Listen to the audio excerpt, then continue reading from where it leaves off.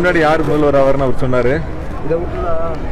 இதுக்கு முன்னாடி யார் சொன்னார்? அவரு 2 நாளைக்கு முன்னாடி சொன்னாரு. 2 நாள் கழிச்சு ஒண்ணு சொல்லியிருக்காரு. 2026 மக்கள் சக்தியால் முதலமைச்சர்.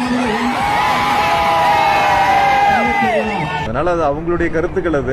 அதுக்குள்ள நம்ம பெருசா போக வேண்டியதில்லை. நான் தான் ஆரம்பத்திலேயே சொன்னேன், எங்கள் பணி முதலமைச்சர் இட்ட கட்டளை, எங்களுடைய கழக தலைவர் இட்ட கட்டளை, தேர்தல் பணிகளை தொடங்கி நாங்கள் முன்னெடுத்து சென்று கொண்டிருக்கின்றோம். ஓரணியில் தமிழ்நாடு உறுப்பினர் சேர்க்கை மிக சிறப்பாக நடந்து முடிந்திருக்கின்றன.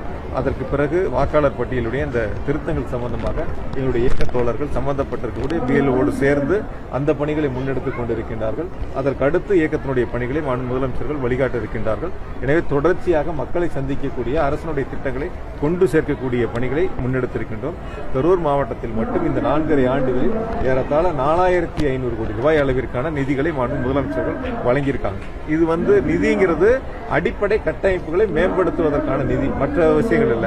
சாலை வசதிகள், சாக்கடை வசதிகள், தெருவிளக்குகள், இப்படி கட்டமைப்பை மேம்படுத்துவதற்கு மட்டும் 4500 கோடி ரூபாய் அளவிற்கு நிதிகளை முதலமைச்சர்கள் வழங்கியிருக்கிறார்.